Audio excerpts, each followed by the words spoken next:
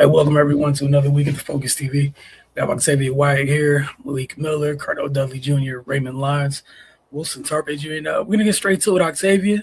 What the heck happened in your division this week? You're here, so I know the outcome of one game because that had a really loud threat last week that if the Raiders beat you, we wouldn't be seeing you today. Absolutely. Absolutely. Yes, I have arrived. I'm here. Thank God because I don't know if the city of Philadelphia would still be standing if I was not here today. I think that the fans of the team probably would have burned the city down at this point. But in regards to that, that means that it's another wild week in the NFC East, and we'll start with said team. The Philadelphia Eagles played against the lowly Las Vegas Raiders. They defeated the Raiders 31-0. Jalen Hurts was 12 of 15, 175 yards, 3 touchdowns, 7 carries for 39 yards. Saquon Barkley had 22 carries for 78 yards and 1 touchdown and 2 receptions for 14 yards. Dallas Goedert had 6 receptions for 70 yards and 2 touchdowns. Should have been 3. And A.J. Brown had 2 receptions for 41 yards and 1 touchdown. On the Raiders side, Geno Smith was injured. I think he has an injured shoulder. So Kenny Pickett started. He was 15 of 25, 64 yards, 0 touchdowns, and 1 interception. 2 carries for 7 yards. Ashton Genty had 9 carries for 35 yards and 4 receptions for 7 yards. And Brock Bowers had 6 receptions for 28 yards. A lot of stuff that I've been reading since this game says how much of a huge bounce back it was for them, which of course it was definitely needed. I will be the first person to say I completely understand that this was against the Las Vegas Raiders. I believe they're 2-12 now or something like that. And we know that they just are not a good football team currently.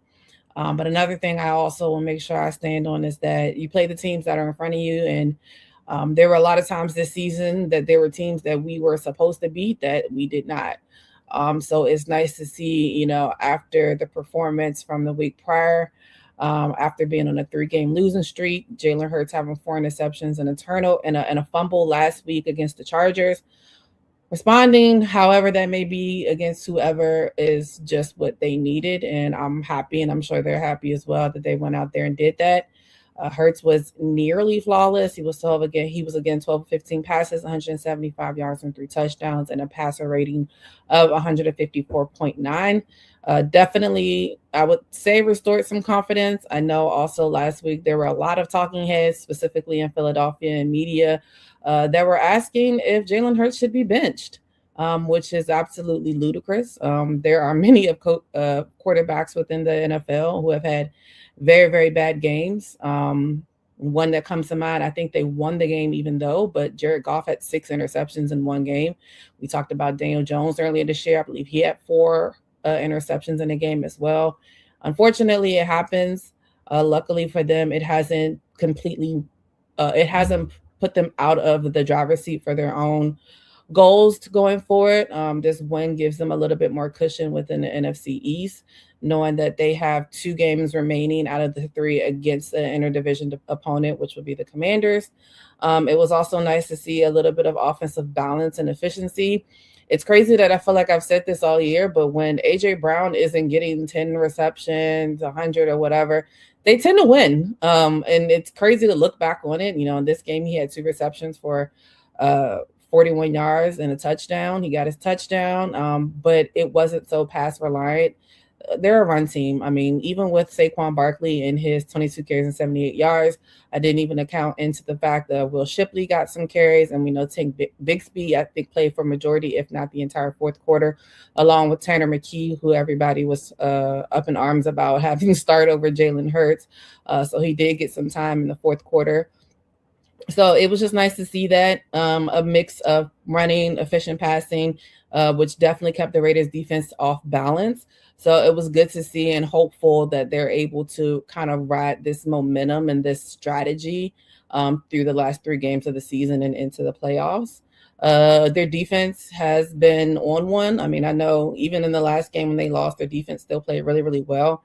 And their defense is doing this without Jalen Carter, who missed the last 2 games with a shoulder situation. He had shoulder surgery, apparently. So without him being there, Also, it's quiet as it's kept. Nakobe Dean got injured last year. And I think that was probably a good reason or part of the reason why the Philadelphia Eagles decided to draft Jahad Campbell, even though, of course, he's a great player. And he started the season off really, really well for a rookie. But once Nakobe Dean came back, it's been Nakobe Dean's show. So that definitely puts them in a pickle as far as what they're figuring out they're going to do, because they have some good linebackers that they're going to have to figure out who goes where. But the defense delivered their first shutout since 2018, holding Las Vegas to just 75 total yards, the fewest allowed by the Eagles since 1955. They sacked Kenny Pickett 4 times and limited the Raiders to 3 of 12 on third downs. Again, Nakobe Dean led the way with 8 tackles and 2 tackles for loss, while the unretired Brandon Graham added 2 sacks throughout this game. So it just kind of shows off the reason really why he came back is for depth. We know he's not going to be out there all the time, but if we can get 2 sacks out of him in the game, sign me up anytime. Some key playmakers that, definitely did some great things. Dallas Goedert returned to the end zone. He had 2 touchdowns in this game. If you heard it, he should have had 3. He dropped a wide open pass that resulted in them having to kick a field goal. So the score could have been a lot higher had he caught that. And after that catch, you could see how dedicated and then sure-handed he was going forward, because he definitely didn't drop anything after that. Again, A.J. Brown, 2 catches for 41 yards, and especially Saquon Barkley. Now, of course, it wasn't a 100-yard rushing game, but again, I don't think he played in the fourth quarter had he needed to. There was definitely a possibility that he would have hit 100 yards rushing in this game. All in all, it was a great win for them. I don't know if you want to say great, but it was a good win that they needed to win. You beat the teams that you're supposed to beat. And definitely they're positioned to secure a home playoff game currently. But they definitely still have to make sure that they don't overlook their next opponents.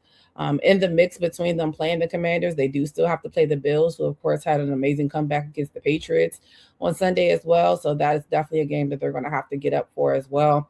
But this Saturday, they'll be playing against the Commanders at Northwest Stadium at 5.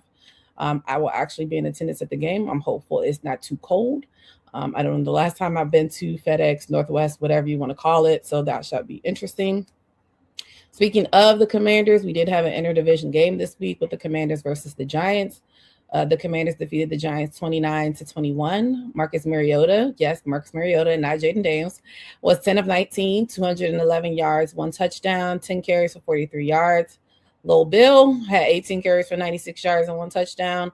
Terry McLaurin, 3 receptions, 69 yards and 1 touchdown. On the Giants side, Jackson Dart was 20 of 36, 246 yards, 2 touchdowns, 1 interception, 9 carries for 63 yards.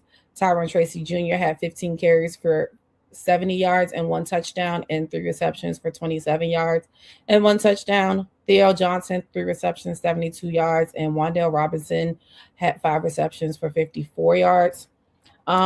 On the Commanders side, it was, again, both these teams have been officially eliminated from the playoffs. But for the Commanders, it's just a sigh of relief to know that they've snapped their losing streak. Washington ended its 8-game skid. Any type of positivity that you can get, even though the season, is out of reach for them to make the playoffs. But you always want to try to end on a good note, which is also a reason why the Philadelphia Eagles need to pay attention to the games that they play against them. I'm sure they're all for playing spoiler, so they're definitely having, after losing 31-0 against the Vikings last week, to come back and, beat an interdivision team that is a little tiny bit on the rise with Jackson Dart and the spark that he has given. So the victory improved their record to 4-10. But again, it's just nice for them to actually get a win in this game. Their ground game, as far as running the ball, was pretty much the focal point of this game for them. They controlled the game on the ground, rushing for 145 yards. Lil Bill, on the ground game, 145 yards and a touchdown, 37 carries. Lil Bill had 96 of those on 18 attempts, 5.3 yards per carry, as well as Marcus Mariota with the 43 yards rushing as well. Speaking of Marcus Mariota, they did come out and say what I have been hoping that they would say all year, that they are shutting Jaden Daniels down for the remaining of the season. So it will be Marcus Mariota for the remaining 3 games on their schedule, which it's just a no-brainer. Again, they're not playing for anything. Yes, they're playing for possibly continuity, but it's a large chance that some of these players won't be back next year. So it can't be that much continuity, and continuity can't prioritize over health. And we know Jaden Daniels re-injured his left elbow, which is his non-throwing arm, in the previous game, and there's just no reason to put him out there and put him in harm's way. So I was really happy to hear about that. Their special teams played well. Jalen Lane delivered a 63-yard punt return for a touchdown late in the first half, which gave Washington a 19-7 lead. And his performance tied a franchise record for punt return touchdowns in a season, and highlighted him as pretty much of a dynamic returner. You know, whenever you can get one of those, the Cowboys have one in Kayvon Turpin. We know what Devin Hester did for years and years and years. You can have one of those that could flip the game really, really quickly. So, again, nice to see a spark for them, something that they can lean on to going into next season. Granted, they did, like I said, have a pretty dominant, heavily run offense during this game. Terry McLaurin did kind of make his presence felt with his catches. He had a 51-yard touchdown that extended Washington's lead. Again, Marcus Mariota finished with 211 yards passing, which, of course, just complemented their running attack. Their defense kind of bounced back as well. Again, when you let them score 31 points on you against the Vikings previously, and we know that they've had a lot of up and down games throughout this season. I think they rebounded a little bit. They limited the Giants to 7 points in the first half. They forced key stops. Veteran corner Antonio Hamilton stepped up in multiple pass breakups. I think a lot of people probably forgot Von Miller played for the Commanders. Von Miller recorded a sack that moved him to 12th on the NFL's all-time sack list as well. They capitalized on Jackson Dart's interception before halftime, which set up a 22-7 lead. So I think their defense tried to bounce back as much as possible. Even though we know that the Giants offense is also kind of spotty, but again, you play the teams that are in front of you. If one concern comes out of this game, just one, if you want to, again, without them making the playoffs, Washington fumbled 4 times in this game. So ball security is definitely something that they need to kind of make sure that they are paying close attention to. We all know the peanut punch is real, and players are looking to hunt for that all day long. Mariota responsible for 2 of those fumbles. So that's something that he has to make sure that he cleans up, especially being the starter for the last 3 games. They did recover most of them, but it nearly cost them, the game. Again, it was still 29-21, the Giants coming back. So all in all, it was a positive for them to get out of that game with a win. On the other side of it, for the Giants, it's kind of the same story over and over with them. Missed opportunities and mistakes that they had. They had multiple chances to change the game, but they just failed to capitalize on any of those. They came up empty on 3 critical second half possessions, including a first and goal from the 1-yard line that resulted in 0 points, where you can't do that. They had penalties such as a 15-yard personal foul by center John Schmitz.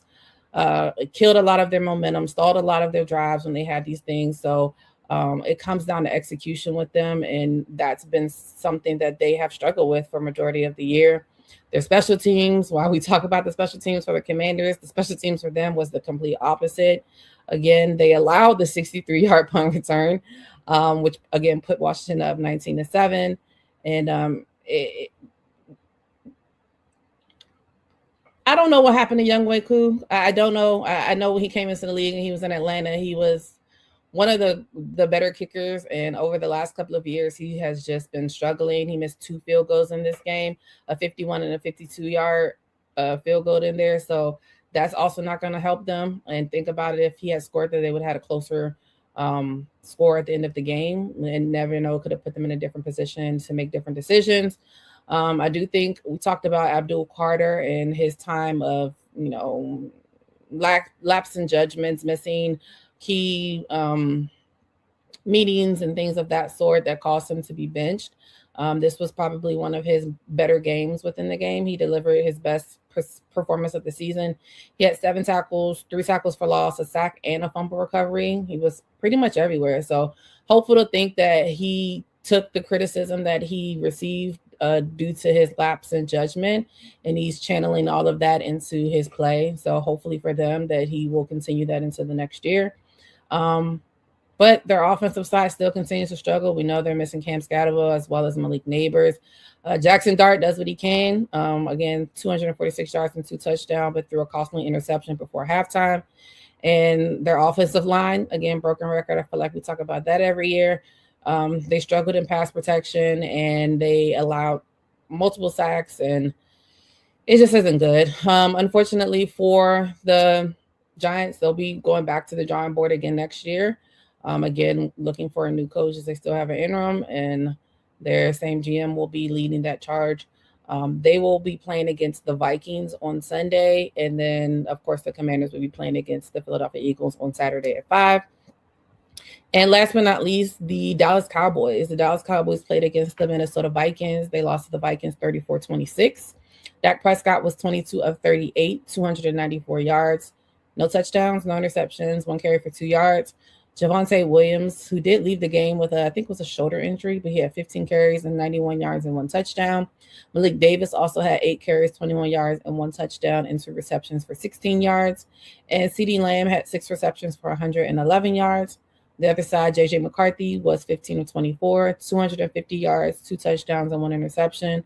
4 carries for 15 yards and 1 touchdown. Aaron Jones Sr., 12 carries, 34 yards, and 3 receptions for 31 yards. CJ Ham had 1 carry, 1 yard for 1 touchdown. Jordan Addison, 2 receptions, 66 yards. And Jalen Naylor, 3 receptions, 47 yards, and 2 touchdowns. It was a very slim chance for them to make the playoffs, and that slim chance has gotten much slimmer. It's between a 0.5, 0.6% chance that they will make the playoffs, and their only opportunity to do so would be to win the NFC East. In order for them to do that, they would have to win out, and the Philadelphia Eagles would have to lose out. So, again, this game this weekend for the Commanders and the Eagles, it's very pivotal for the Eagles as well. So they'll need to probably go really, really hard to win that game. And you never know, maybe rest the starters for the remaining of the year, because there's not much more that they'll be able to do. They won't be able to catch the number 1 seed. So that's definitely a big, big thing for them to enter. The Dallas Cowboys enter this week knowing that they needed to keep their playoff lives alive. Losing the way that they did to the Minnesota Vikings was just insult to injury. Their defense, where of course we know it's been a talk all year. Their offense has usually not really been the problem outside of maybe some drops from CD. But the defense has been the issue all year. And after they got the acquisitions of Quentin Williams, it started to look up. But these last 2 games, they've kind of reverted back to their old tendencies. Again, allowing 34 points. This is the 7th time this season they surrendered at least 30-plus points. And we all know J.J. McCarthy has been struggling. He is essentially a rookie after sitting out his rookie year with a knee injury. He threw for a career-high 250 yards, 2 passing touchdowns, added a rushing touchdown where he decided to gritty into the end zone in AT&T Stadium. So that had to hurt a little bit, just a little bit. But yeah, Dallas recorded just 1 quarterback hit all night. And their secondary just got burned. There was plenty of times where I didn't think anybody was in the same stratosphere as Jordan Addison or Jalen Naylor. And it's just disheartening. Trayvon Diggs hasn't played, I think they said, since week 6 or week 7. Still don't really know what's going on there. I think he was injured last year, and then he had the freak accident with the concussion. But he's been practicing. So I think that's what's kind of concerning why he hasn't played. And it's like now with their playoff chances the way they are, I don't know if we even expect to see him for the rest of the year. Their red zone efficiency continues to struggle as well. After scoring touchdowns in their first 2 trips, they settled for 6 field goal attempts, converting only 4. I think we talked about this last week as well. Brandon Aubrey has shown that he might be a little bit mortal. You know, anytime he's come up there, it's usually been automatic. And to see him miss field goals just kind of is encompassing of what their season is so far. I think a lot of people had a lot of high hopes for them going into the season. Maybe not everybody, but people, did think that they would do a little bit better this year. But it just didn't good. It didn't do well. Meanwhile, on the opposite side, Minnesota scored touchdowns on 75% of its red zone chances. Brandon, again, like I said, Brandon Aubrey struggled, missing 2 long field goals, 51 and 59 yards, where that's like a chip shot for him, to be fair. And then, of course, a lot of people are still, talking about Matt Eberflus. I don't know what the rationale behind hiring him was. It hasn't really worked out. Now, granted, he might not have all the personnel to make it work, but it's just hasn't come to fruition for them this year. So again, they have a very slim chance of making the playoffs. In order for them to do that, they're going to have to go out this week. They play against the Chargers, who is coming off of killing off the Kansas City Chiefs. So who knows what you'll see with the Chargers as well. And you never know. So we go from having 3 teams make the playoffs. Well, not 3 teams. I'm sorry. Was it 3 teams? 2 teams to make the playoffs last year. To possibly only 1 out of the NFC East this year. So definitely a change. But I'm sure a lot of the teams are already tooling up to do better for next year. All right. From the NFL to the association, Ray, what's up with the Wizards? Oh man, I get to talk about something I don't get to talk about often. The Wizards' victory. Their last time out, they were victorious against the Indiana Pacers on Sunday. They won that game 108-89. And who would have thunk it? The turning tide of that game was their defense. The Pacers came out and scored 32 points in the first quarter. Over the next 2 quarters, the Wizards held them to 34 points total. They kind of switched it up through a zone in Indiana, and it just had them out of sorts. And the Wizards were able to take control of the game and never relinquished it. I had a big night for Marvin Bagley III, 23 points, 14 rebounds. They had 6 players in double figures. Justin Champagnie had a double-double as well. Keyshawn George sniffing a double-double with 9, sniffing a triple-double actually with 9 points, 8 rebounds, and 9 assists. So I mean, it was just a total team effort, and it was good to see. And as we say oftentimes on Outlook, when their defense is flowing, it just spills over into all the other areas of the game. We saw multiple players get into the flow offensively. That's because they were getting stops, getting out, getting a few easy baskets, and that kind of eased the tension and allowed them to operate better on offense as a whole. Really, the only negative, they missed 10 free throws. But as Wilson says a lot, when you just check off more boxes than you know, and they definitely checked off a lot of boxes in that game. They shot 46% from the field, which is good. Kept the turnovers down, only had 11 turnovers. They conceded 11 points off those turnovers, which, as we've been seeing recently, they've been giving up the ball at an alarming rate and also allowing teams to immediately score off those turnovers. So it was good to kind of see them curtail that. They destroyed them on the glass, 56-41, and they dominated in the paint. So, if the only negative of the game is you lost at the free throw line, 17-16, so you're in a pretty good place. They are going to be super busy over the next week. They're going to be at San Antonio on Thursday, at Memphis on Saturday. Then they'll come back home and face the Spurs again on Sunday. And then they'll be playing the Charlotte Hornets next Tuesday. So, I mean, it's a couple winnable games in that stretch, especially if they play the way they played the other night. I just want to see them keep the defensive intensity up.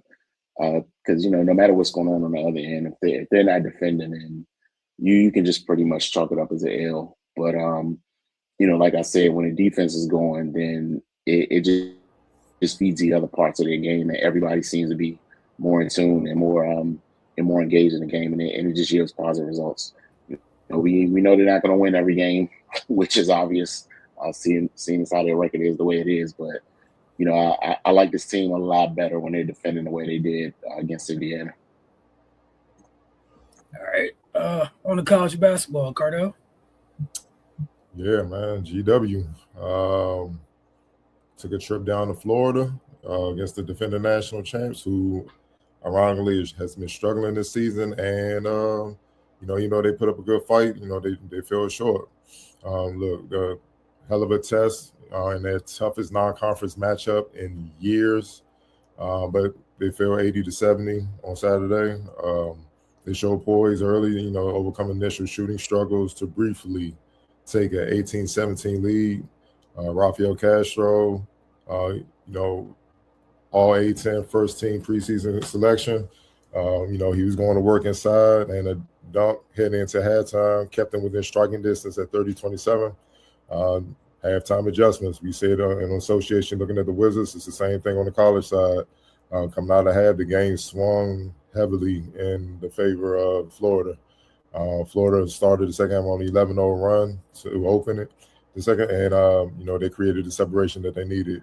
And GW spent the remainder of the second half trying to erase that deficit. Despite cutting a 20-point deficit from Florida to as few as 8 behind a 9-0 run, the Gator turned things up defensively. GW missed opportunities to try to get easy baskets, and Florida was able to pull it out. Trey Austrie paced GW with 15 points and 5 rebounds, while Tyrone Marshall Jr. Added 14 points and 7 rebounds. Castro and Gene Montgomery also reached double figures. GW closed non-conference play with that loss, unfortunately. They fell to 8-4. They will return home on the 22nd, about a week, to take on Division III St. Mary's College out of Maryland. And then, prepare for conference play. For those that don't know about the A-10, currently, out of the 14 teams, 12 teams are above 500, with 4 teams having only 1 loss. So, put it simply, the A-10 will be held. Moving on to George Mason. And George Mason is one of those 1-loss teams. George Mason men's basketball capped the week of celebration with a hell of a performance. They honor legendary head coach Jim Larranaga, obviously the head coach that led them to the Final Four back in 2006. They defeated old conference rival when both of them used to be in the CAA, Old Dominion, 73-61 inside Eagle Bank Arena. The Patriots raced out to a 31-8 lead behind a ridiculous start from Riley Allenspach, who scored the first 17 points a game and finished with a career-high 26. Then ODU, they showed some resilience. They mounted two big comeback runs. But George Mason, despite seeing a 23-point advantage shrink to a 58 tie midway through the second half, Mason responded, like a veteran group, closing the game on the decisive 14-1 run to steal the victory and improve to 10-1 for just the 3rd time in program history. Masai Troutman added 14 points. Fat Hill contributed 11 points. The Patriots dominated the paint and bench production, delivering a fitting on contribute to their legendary coach. Kind of representing a proud past, and I wouldn't even say promising present, because they're here right now putting in work. So it's not even a promise. It's shown to be something that's sustainable. So it's a big reason why they're 10-1 currently, man. I just stated the strength of the A-10 schedule, so it should be a fun conference season that's just around the corner. Yeah, the arrow's definitely pointed up over there, and I need them to go upset another big school so they can take the shine off of what they did, because, man, I will never forget where I was that day when it happened. I was working behind the bar, and the whole bar was on my head because of what George Mason did that day. So, yes, I need somebody else. George Mason needs y'all to do to somebody else, preferably ranked even higher than us, so we can just end up being like a former Jeopardy question. Because right now we're at the forefront of that Jeopardy question. I don't want it anymore. But I am happy that they're back, man. But every time I see or hear something positive about it, it's like a sharp pain just to that moment. Like, yeah, I remember when that happened. Probably never gonna get over that. On to things that happened in College Park last week. Through the technical difficulties, I was trying to tell you guys what the amazing comeback Maryland had against Minnesota. But look, I'll just put this up on the screen. It seemed like they, Delaware State found them on the wrong side of a wild comeback. They had no time for that last Wednesday. The Terps moved to 12-0 with a dominant 91-21 win over the visiting Hornets. Their defense was once again the leading story. Their defense not only matched the level of dominance we saw. Remember their season opener when they held Loyola to 26, and we thought that was probably, that was impressive. Well, they topped that. They held Delaware State to 21. It would be a program low, passing the previous record of 22 set against Shippensburg State in 1972 and Morgan State in 1874. The Terps didn't allow 10 points in any of the four quarters for the first time since the women's games made their transition from halves to quarters, which was 2015-2016. Maryland was led by Yarden Garzon and Aluchi Akanawa's 18 points. Kendall Walker finished with double figures as well, with 13. Mir McLean and Izzy Ozzy Mamadou had 11 points apiece, and Izzy getting a double-double with 11 points, and Mir missing out on a double-double, coming up just 2 boards shy. We're watching the beginning of the run that never seemed to end. Maryland's defense set the tone early. 12 points off turnovers from Delaware State in the opening quarter. It didn't hurt that Garzon got going early. She scored the first, the first 8 points for the Terps. She finished the first half with 16 of her 18 points. Maryland's defense, again, been talking about this every segment this year. They've yet to give me a reason not to. 19 turnovers, scoring 25 points off of them, and that's good for a game. That was for the first half. They held them to 25% shooting. For the game, they forced 30 turnovers, scoring 45 points of those. They also won the Battle of the Glass 46-21. This week, they will be playing Central Connecticut State on Friday, and kind of like the version we covered the Mystics, like those camp day games, just that early start, loud building, kids will definitely be there. But Cardell, we're going to move on to something new before we get to take it or leave it at rapid fire. So the floor is yours, sir.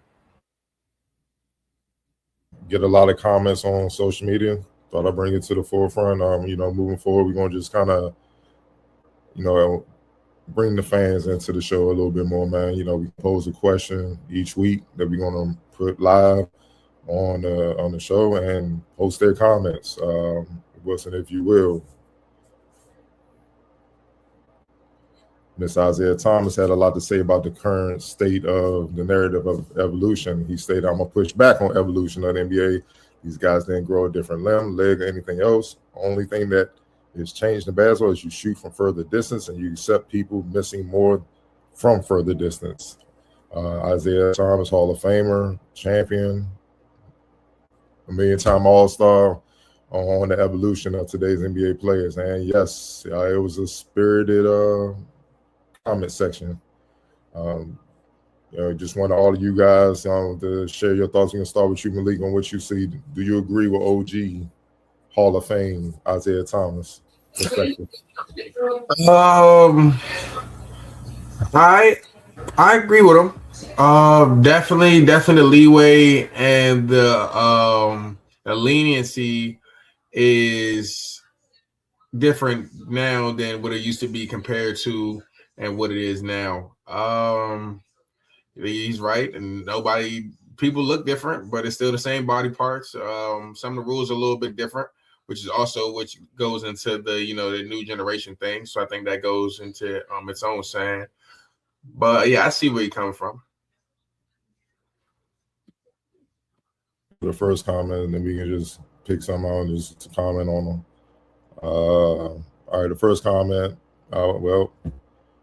Do for Self Academy Temple. He says Zeke is 100% correct. Got one that agree. Big Tommy Charlie, in a sense, I'm agreeing, but there's more. It's not fair for the offensive players to be more physical than the defense, than the defender has to move away for the shot attempt. The unbalance kills the brand for me. What are your thoughts on that comment? Yeah, that's definitely one of the things that one of the points that make it that separates the generation and separates everything from what he's saying. That's one of the pieces that in my head also debunked it, because now offensive guys they can get away with the hand foul. They're shooting X amount of free throws a game. The game the amount of 3-pointers are going up. So just the rules and the expectations of the players now as they used to be are indeed different. So that in itself also separates the time periods of when we're talking different basketball players, because 90s, 80s basketball averaging 30 points per game wasn't league wide wasn't a thing. Now a few players, definitely a player per team, can average 30, and that will be seen as, he's just on fire. But yeah, just the rules and the conceptions on what it is to be a superstar now is definitely different. So the league and the narratives are being pushed in that regard, just so more tickets can be sold. Okay. Yeah, I agree as well. You gotta have balance. You gotta at least give the defender a fighting chance. It can't just be all the rules and advantages can't be all geared towards the offensive player.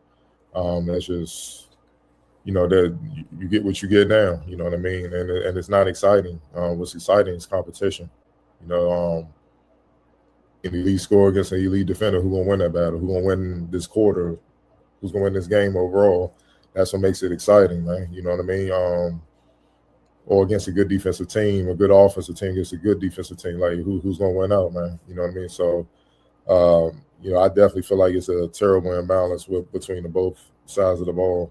Next up, KZ 3000. I disagree. The average player is just a better overall player. Now, I will argue that players like himself, Magic, Bird, MJ would thrive in any era, but Kelly Tripucka is at the end of the rotation in today's game. It's funny how they pick certain role players that I'm pretty sure they probably didn't take time to watch and all that, and discredit from back in the day, man. But look, I'm not going to do it, but there's a whole lot of role players today that your name that would not that would not be in the rotation back in the day. So we gotta relax. There's some terrible teams in the league right now that are purposely being terrible. So you got to calm down now, and especially if you ain't seen Tripucka play before, man. He can boogie, man. He played with Isaiah, so you can't just throw out a name and think it's gonna stick. You got to know who you're talking about. You got to pick a different player than that, man. Anybody else got something to say? If you got, before we move on, get a couple more. Like if your whole argument is going to be based off make believe, then I just can't respect it from the beginning. Like you don't know what Kelly Tripucka would do today because he's not playing today. Like we just got to deal with facts. The facts are, the rules allow for a lot more creativity, I'll say, to keep it nice offensively. The way these guys dribble today, it will be called a turnover every single time. So, those guys weren't allowed to do the same things that are done in the game today. And to a certain extent, I'm not mad at it. Like we wouldn't have Allen Iverson's crossover if the game still officiated the same. Like some leniency I'll live with because, guys, they build on what they saw before. The dribbling gets a little fancier and whatnot. But all this, like if you look at the NBA rule book now, they've like legally written out to allow a player to take 5 steps.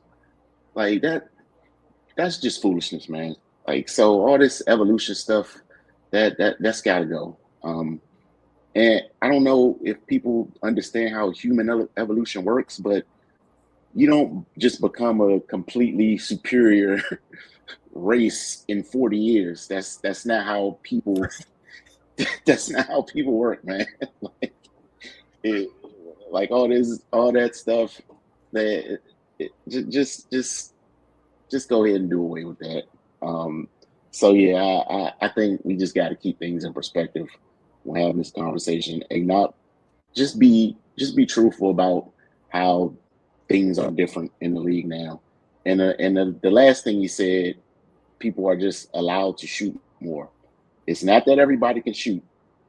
Everybody's just allowed to shoot. And that's why the product is the way it is. With the amount of threes that are being taken, if it was that much more evolved, the scoring will be way up. So is everybody a better shooter or is everybody just shooting more? Because there's a big difference. And by the way, Kelly Tribuca, his best season as a pro on the same team with Isaiah Thomas, 82-83, he averaged 26, 4, and 4. On 48, 37, 84 shooting splits in the area where they can knock the hell out of you if you start to get it rolling. His career numbers, 17, 3, and 3, just under 4 rebounds. 47, 36, 84 shooting splits for his career. That's why you gotta be careful just throwing names out there, man. Look crazy in the light, man, but we're gonna move on. But that and also the changing of traveling and palming, Dashiki Braxton, that and also the changing of traveling and palming violations. That 1, 2, 3 extra stuff that Ray was just talking about, that wasn't allowed at Zeke's time. It gives so much more opportunity to make space and create your own shot. He ain't lying, man. I know, like last week, I was watching the Timberwolves and Suns game, and Grayson Allen literally did a karaoke into a jumper. I was like, dog, he did a karaoke agility drill to a jumper, and then pump fake and step through and hit a runner. I had to turn that joint off for a little bit, dog. I was like, yeah, see, come on, man, come on, come on, dog, come on, man. Look at he doing the karaoke, dog. Come on, man. Come on, man, dog. And what made it worse, it's a ref on the sideline that started to call travel that he just stopped. It's like he forgot the memo for a second. I was like, nah, dog. See, nah. I just turned on the college game for a little bit to get back to respectability. But that's what we talking about, man. So no, they're just allowed to get away with a lot more BS, man, and that shouldn't even be allowed to get to begin with. So it is what it is. We can scroll down some more, get one more comment, then we can move on. Let me see. So, all right, we can start with RC Cam 1274. So, are they average 60 points a game with more freedom of movement? If you look at what they get paid in comparison to players in the 80s and 90s, production should almost be doubled, or their shooting percentages should be a lot higher, like 60, 70%. They should be shooting 90 to 98% from the free throw. If American workers got paid on productivity the way athletes did in comparison to production 40 years ago, wages will be way higher. Why do athletes get paid so much more? Yeah, he took it there. Feel free to chime in, folks. Hey, that comment had me dying, and they're still going and adding to this thread, by the way. Like, there's 16 messages. I've been checking all day. After they get to like double digits, I just keep looking. So, Carter, I don't know what you started, but yeah, man, like evolution, right? Y'all love throwing this word around. Why is not everybody? Why isn't everybody KD and Wemby? Evolution, correct? That's the world. The way y'all talk, that's the world we should be living in. Also, like I know that's facetious, but so what? This gentleman's point, shouldn't it be more 50, 40, 90 guys? It's more space, more threes, freedom of movement. They don't play defense, but with them 16 games start in the real season, aka the playoffs, or the Olympic years when all of a sudden everybody's favorite scorer can't score anymore, which is my favorite. That's my Super Bowl in basketball. Every couple years come FIBA play because everybody looks, not everybody, but people look different, man. All of a sudden the guys average 30. Boy, they learn how to play defense, move the ball, and fill a role like a champ come FIBA basketball. And again, I'm not naming no names, just saying, because some of these dudes, during the 82 game season, y'all are going crazy. They better than this person, and that person. Put USA on their chest. Why they change that much? The only thing that changed was the physicality in the FIBA game. If you average 30, then it should. What's the issue? But again, like this gentleman said, man, if it's really evolved and everything else, why these people can't shoot? I was gonna say when he said 90 to 98 from the free throw, like from the free throw line, I was like, for goodness sake, we still doing hack and shack in 2025 because they just know you're not gonna make the free throw. They out here trying to rename it because they're like, it's a legit strategy.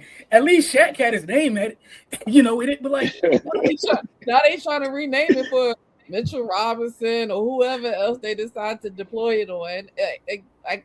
It's actually hilarious. And then like when you talk about the rules evolving and everything, and every time I feel like they try to do something to help the defensive player out, it kind of magically goes away out of nowhere. And then like one thing I thought about was what happened to the flop rule? Like I remember seeing this a lot at one point.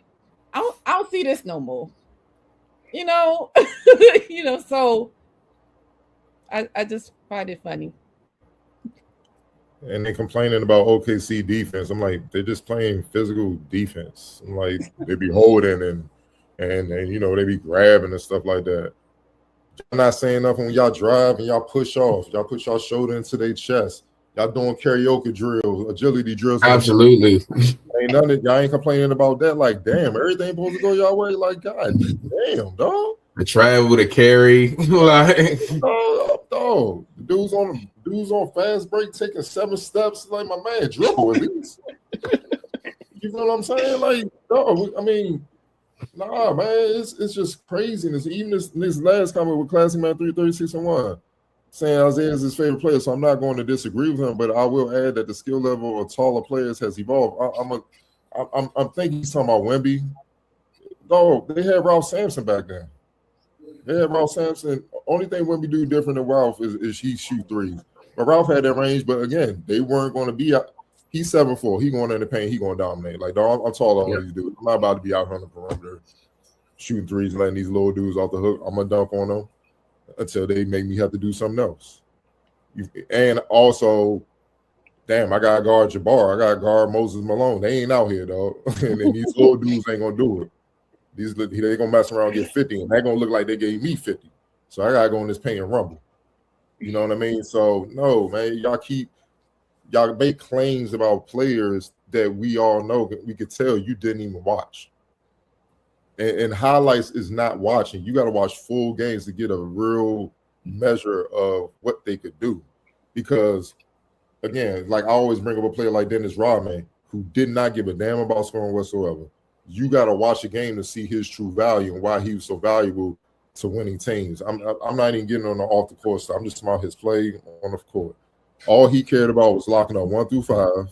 I mean, from Magic Johnson to Jordan, the Bird, Karl Malone Barkley, Shaq Ewing, David Robinson, and Dream.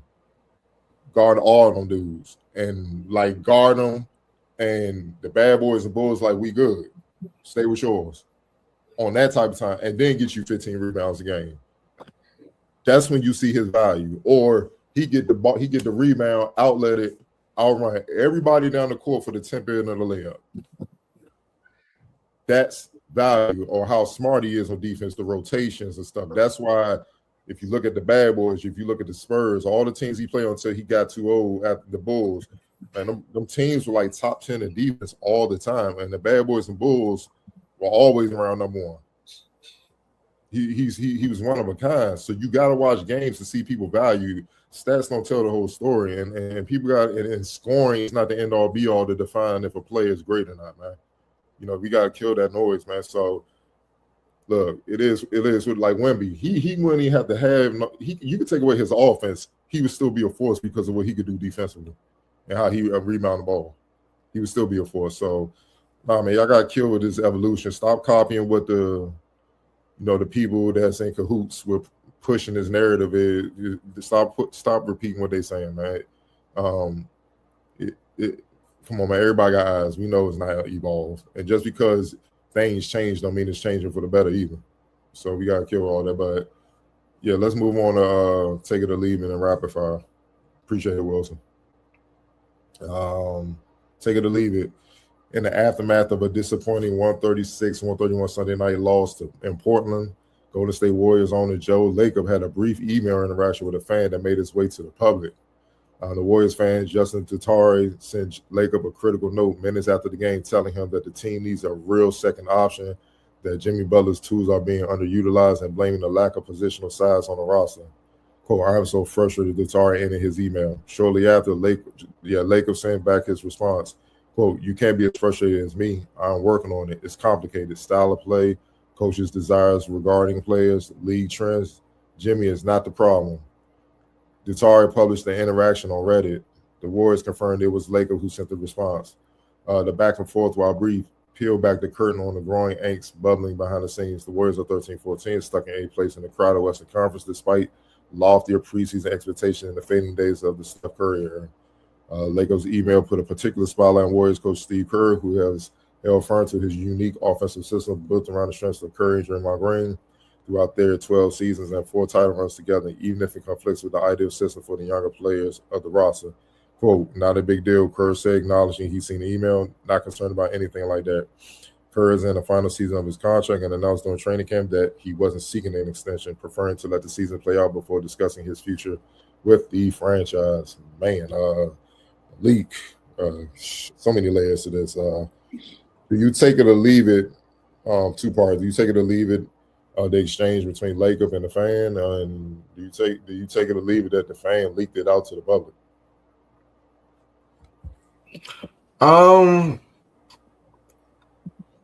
Do I think that the fan leaked it out to the public? Maybe.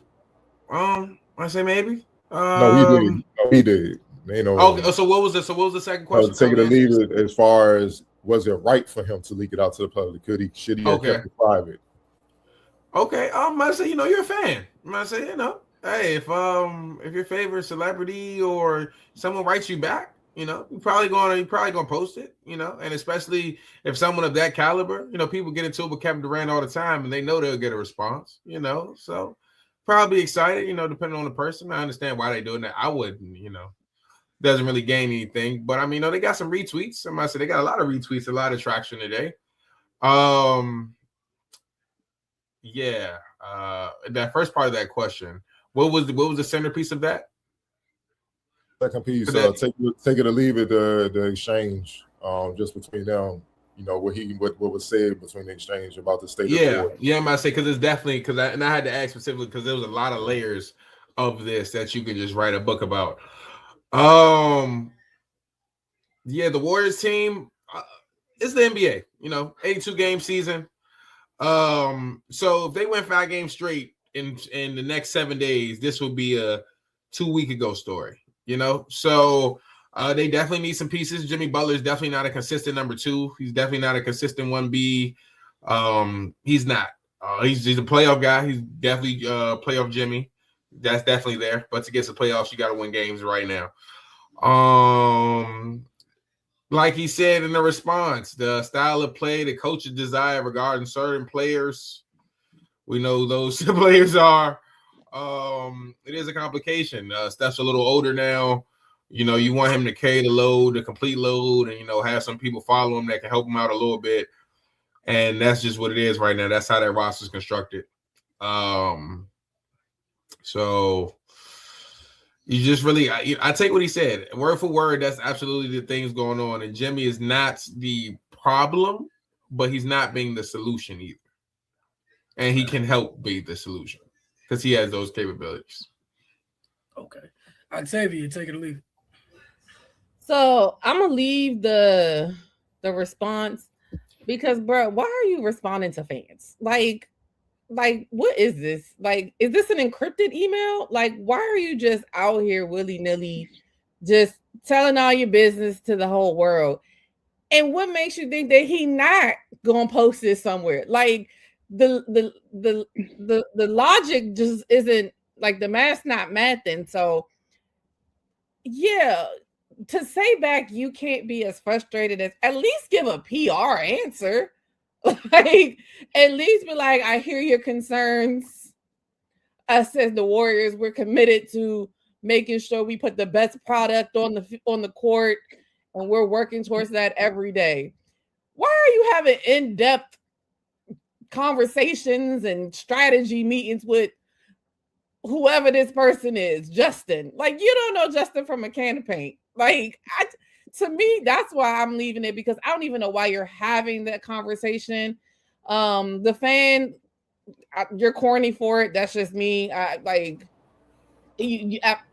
mean, I'm pretty sure why I say that, but they probably sent the email not thinking they were really going to get a response, I would assume. unless they do this all the time, and this is just the first time he was like, "I'm gonna drop this one. It's gonna mess him up." I just don't understand, like, why even entertain something like that when you know the type of spotlight it's going to put on your franchise, and you guys are already struggling, like you guys are talking about. Like, why even entertain it? To me, that was dumb. Yeah, it could be true, but that don't mean you got to go out there and talk to every Joe Smith and Justin about it. Talk to the people that are in the franchise and figure out what you're doing. Justin don't work for you. Justin, you're not paying Justin to come up with strategy.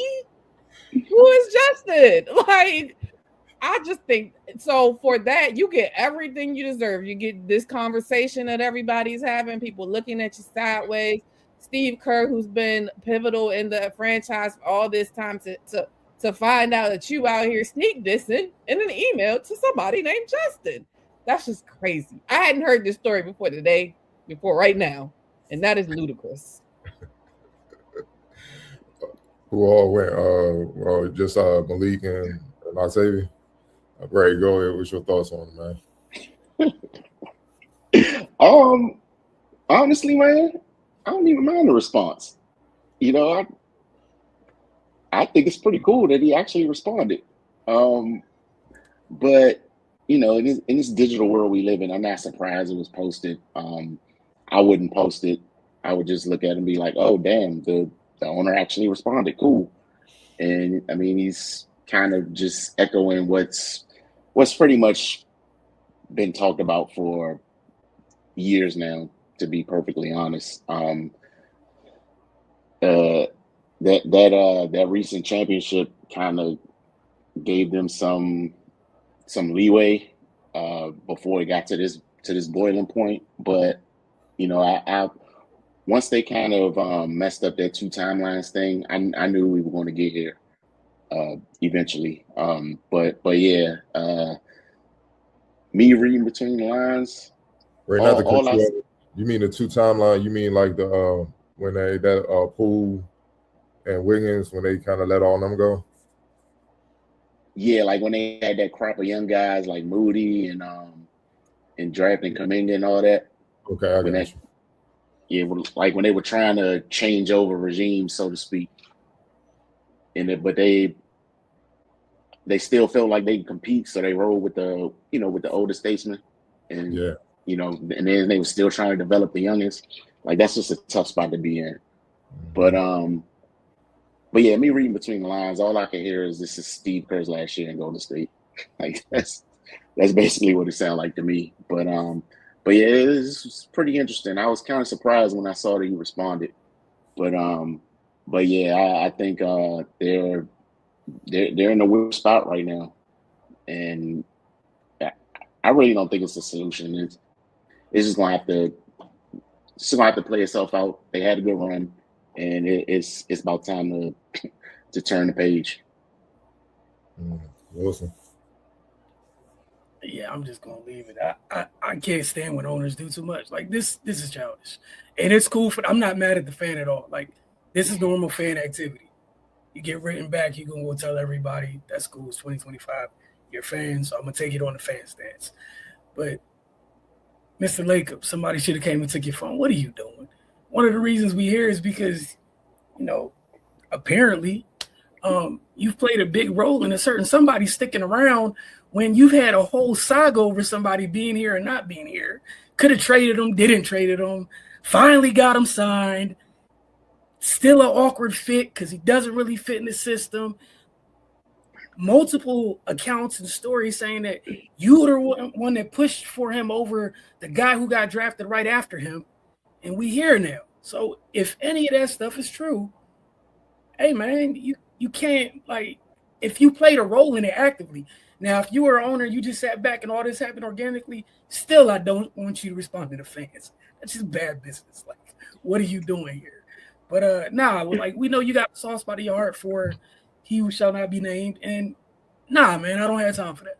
Because for all we know, if they actually wanted the guy after him and you vetoed that, like, I don't know where we are, but that person might have been a better fit skill-wise for what they were going into. But, we're here. But I'm leaving it for Laker, but I'll take it for the fan. Like fans, like who is his assistant? He don't got an assistant. Like I guess what's bothering me so much because I work in corporate, right? And anytime somebody mad about something, they want to email the CEO and they want to talk to the CEO. You don't talk to the CEO. you talk to the assistant who reads through it and puts together a comprehensive response back, politically correct. You don't talk to the CEO. Like, his assistant should be fired for letting him do it at the same time. Everybody just what is going on at this point? Because like, why are you responding to this? And like, wow, I hate it. The only thing I can think of that makes sense is if he like, I got this, like I'll take this, like because he is that type of owner when he interacts with the fans and stuff, and they've always had that type of organization. Plenty of times when go email Jeffrey Lurie. What's my man name? Bob Myers, when he was the GM, when the Warriors would come to town, it was nothing to leave Capital One after the game to see Myers out there just signing autographs with Wizards fans, just chatting it up with them, like chilling, saying he did that a lot. So that was just that's the type. That's why they always win the PR awards for the NBA, like the meet, like the access, and that's why they love. But something like this, I do agree. Certain things you just can't disclose, like front office business. It's so many moving parts, and there's so many things that is involved, man. Like certain things leak out, it can literally mess up a full-on deal. You know what I mean? Like you have to be very like. It's cool to have access, like watching the players work out, play behind the scenes, practice. But the upstairs stuff, that stuff got to kind of stay in house. So unless it's some harmless stuff. Like I know some people do like scouting video, stuff like access like that. But what they do is they had the cameras there, and then they're gonna release it after they make the moves they made. They're not gonna do it like during the whole process of them doing it. Like, yeah, man, we're gonna trade Steph Curry for Trae Young, and then they're gonna release the video that day before they actually do the trade. Like that's basically kind of what this is. They're not gonna do that. You're gonna catch it a month later or something. If that was to happen. Not saying it's gonna happen, man. So yeah, I just think it gotta be some type of professionalism. I'm not calling him unprofessional, but it gotta be some type of professionalism. Like, hey man, part of the fan experience is you can be disappointed sometimes.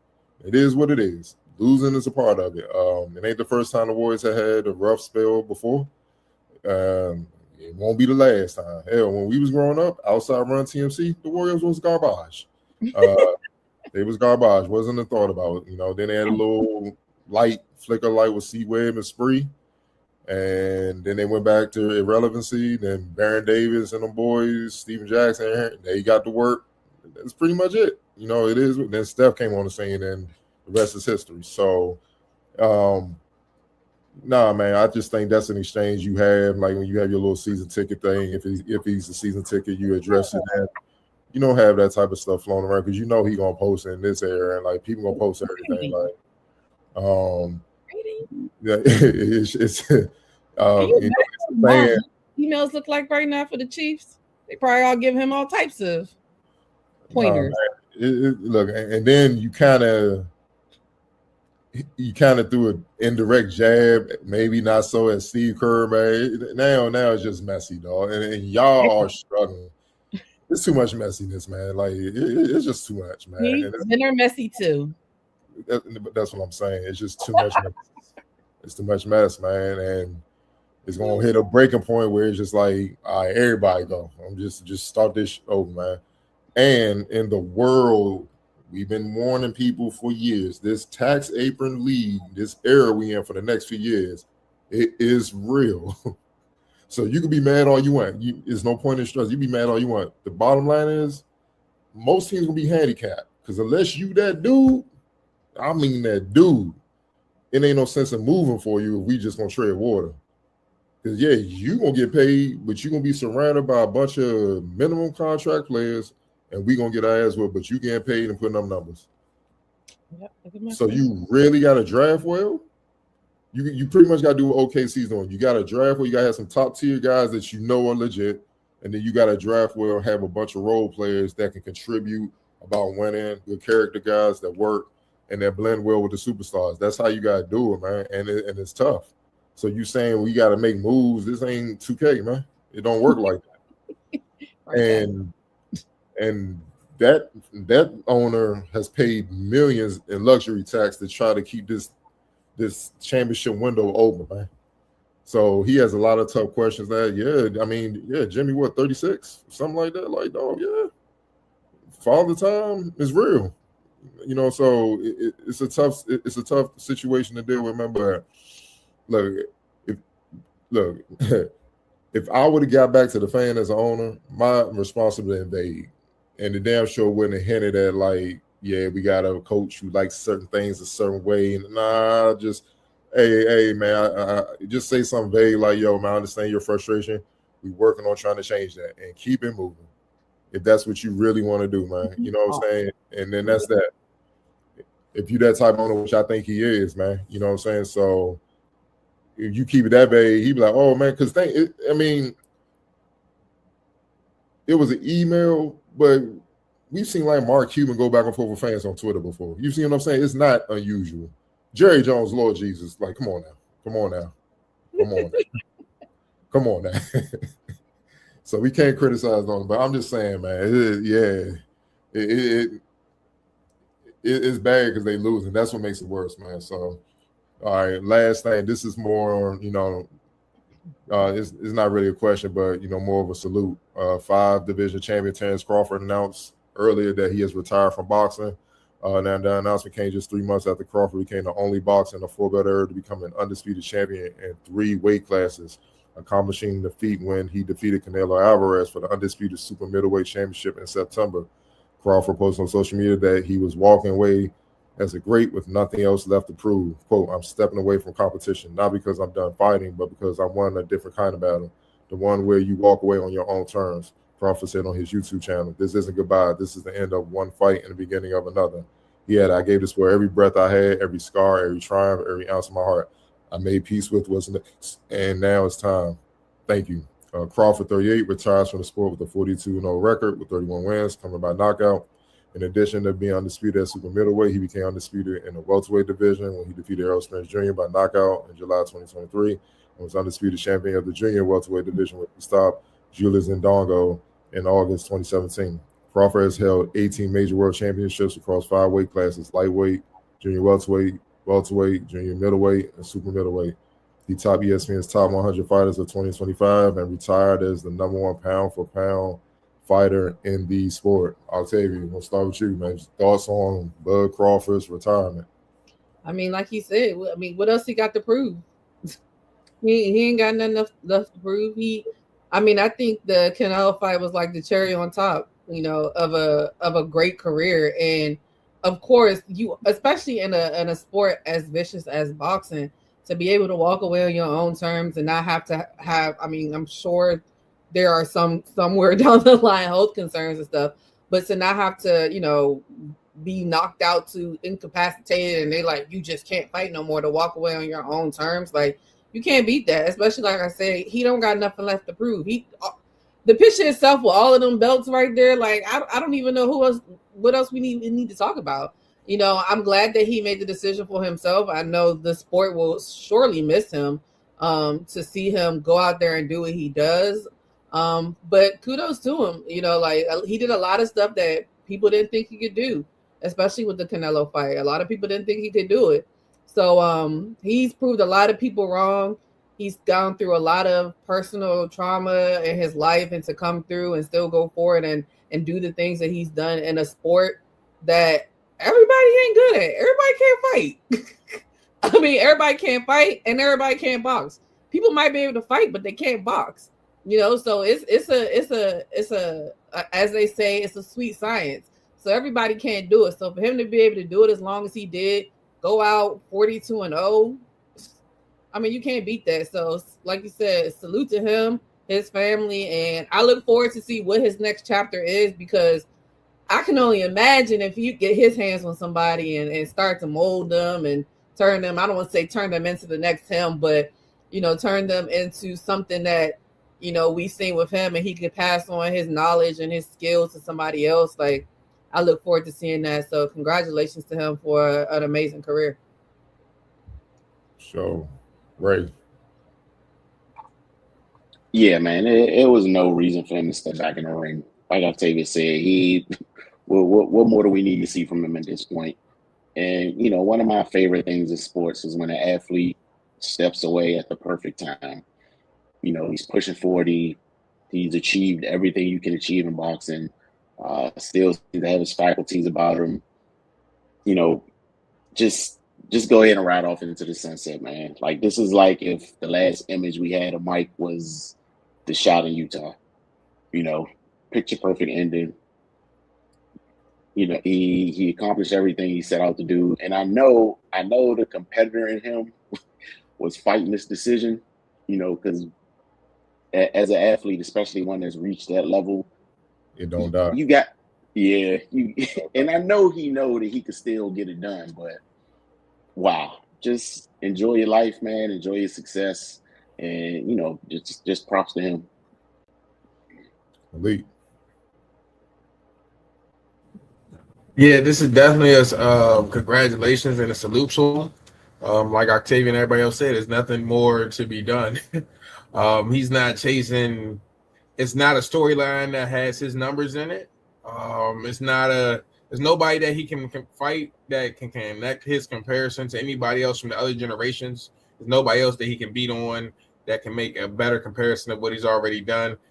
And again, to be able to walk away with fighting at your own terms and not being carted off or ambulance or anything like that is a blessing in itself. So athletes are now understanding that they are bigger than the program, than some of the programs that they are a part of, NFL, NBA, even here in boxing. So I'm happy athletes are starting to understand that, and they're caring more about their families than about, selling tickets for other people. Wilson. As everyone alluded to, it was just a perfect way to go out, man. That Canelo fight was the last little. There's nothing to wonder, nothing to question. It was like, here, damn, y'all got what y'all asked for. A question about. This is the answer. Cool, great story. No further questions. Is what I took the Canelo fight as. Like, there's nothing. I don't need to hear anything else. Shouldn't have been questioned to begin with, but some people like to have things spelled out for you, so. He made sure he spelled it out real slow for everybody. He's like that. And like you guys said, it's great to see somebody walk away comfortably at the height of their powers. This job well done, man. He's a hell of a fighter. Yeah, for my take, I think he's top 10 all time, easily, for what he's accomplished. And not just that, how he can fight, being a switch hitter in boxing, that's extremely difficult. And for people that may not understand, that's like, say you Steph Curry, he can shoot equally as well with his left hand as he does with his right hand. That's what Bud does in the ring. And that's just, you can't, that takes a lot of dedication to the craft to be that damn good, to switch and box the same, be elite both ways and have no flaws, no weaknesses. He could defend, he could throw every punch, got a chin, can go the distance, knock you out, knockout power, smart, savvy, understands when to seize the fight. It's a bad month, man, and the details when I'm most impressed with. Like for me personally, he's in my top 3 fighters for me that I like Ali, Roy Jones, and then him. Those are my top 3 fighters because of the detail. I like athletes that are very detailed because that shows a dedication to the craft that a lot of athletes don't have. They get by mostly on talent. Or they're half-assed the detail. Now he was all in his preparation and the dedication. And unfortunately, boxing might be the most political sport out there, especially at the level he's at, where so many corrupt people want to gatekeep and keep fighters at bay because they can't make no money off of them. And that's the biggest testament for what he did. And I think that's what drove him away. Like, I don't want to have nothing to prove, first of all, but I don't want to deal with that shit no more, especially after the last situation where Homie was trying to get like 6 figures from him to retain a belt. He like, dude, I got the belt regardless, man. Like, I don't need your belt, man. And I think that's what, like, what the hell with this, man. You know what I mean? So There's nothing else to prove. And let's be honest, there really are no boxers worthy for him to really fight. You know, like it's some youngest coming up, you know, like Boots Ennis and all that, but to me, they got more work to do. You know, it is what it is. It's like he's Michael Jordan of the sport right now. Like say somebody like a Boots Ennis, whatever, they like young Kobe with the fro. You got work to do. You're not even starting on your own team and you want a shot at the king, dog. Like start on your team. You 6-man right now with Eddie Jones in front of you. Start on your team, win some rings, and then you might be able to step in the ring. And that's what it is. But you know, I ain't gonna wait around for it. You know, I accomplished it. And that's why they wanted to hold him at bay. They knew he was dangerous years ago. Like I'm a boxing head, used to do it, wanted to keep doing it, but basketball took off. They knew he was that dude years ago, and they kept him at bay because he didn't play the game, a la like Roy Jones back in the day when he promoted himself, or Floyd Mayweather when he took control of his business. When you take control of your business in boxing, man, you better be that dude. You better go undefeated because they're going to try to keep you at bay. And they kept him at bay for a while until he beat Errol Spence. And then it was over. And then he was patient. And he got the big fight that could send him out to the sunset, and that was Canelo. That was really the only guy of his caliber that made sense. And he beat the hell out of Canelo. And like, just call it what it is, man. It was convincing, dog. So like Ray said, that's a perfect illustration. It was the Jordan game winner in Utah. 6, I'm out of here. Mic drop. And you got to salute a guy like that, man. Like he wanted. Not just one of the baddest boxers ever do, one of the greatest athletes to ever do it. You got to tip your head off to him. It's on you, Wilson. Yeah. No, for sure. Definitely left no stone unturned. Shout out to him. We will see you guys next week. Same time, same place as always. Wizards folks, we'll see y'all a couple more times this week and next week. But y'all have good evening. Enjoy the rest of this week. We'll get at you guys soon.